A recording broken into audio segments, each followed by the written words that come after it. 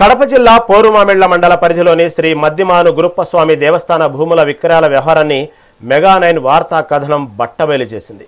ఈ కథనాల ప్రభావంతో విక్రయాలు జరిపిన ఓకిలి రామచంద్రారెడ్డి సదరు రిజిస్ట్రేషన్ రద్దు చేసి ఆ పత్రాలను ఆలయ అధికారులకు అందజేశారు.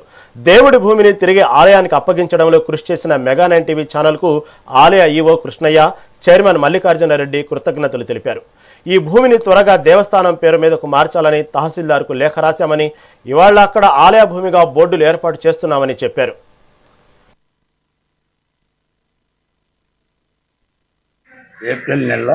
పోయిన ఏప్రిల్లో ప్రమాణ స్వీకారం చేసినాను.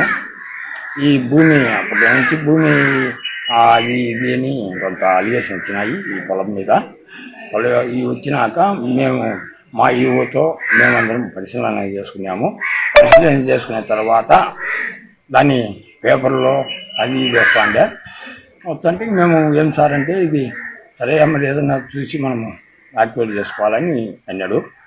మొన్న వారం నాడు పొలం దగ్గరికి పోయి ఫోటోలు అన్నీ తీసుకొని వచ్చినాము. ఎవరి సౌకర్యం ఉంది ఏమని అని తీసుకొని వచ్చిన తర్వాత మేము నా పేరు వచ్చింది ప్రకటన చైర్మన్. ఇది ఏమన్నా నోరు మీద పొలం లేదు అది ఇది అంటే నాకేంటికి ఇచ్చాడు పేరని ఆమెను నేను మళ్ళా రోజే పేపర్ ప్రకటన ఇవ్వాలనుకున్నాను. అల్లోపల రామచంద్రారెడ్డి నీ పేపర్ ప్రకటన ఇవ్వద్దు, నీ భూమి వదులుకుంటామన్నాడు. వదులుకున్న తర్వాత మేము ఆర్టీఓ దగ్గర పంచాయతీ చేసుకొని మా భూమిని మేము స్వాధీనం చేసుకున్నాము. రద్దు చేసుకున్నాడు. వాళ్ళు చేసిన రిజిస్టర్ రద్దు చేసుకున్నాడు. రద్దు చేసుకుని దేవస్థానానికి వచ్చేసింది. పోయిన ఏప్రిల్లో ప్రమాణ స్వీకారం చేసినాను.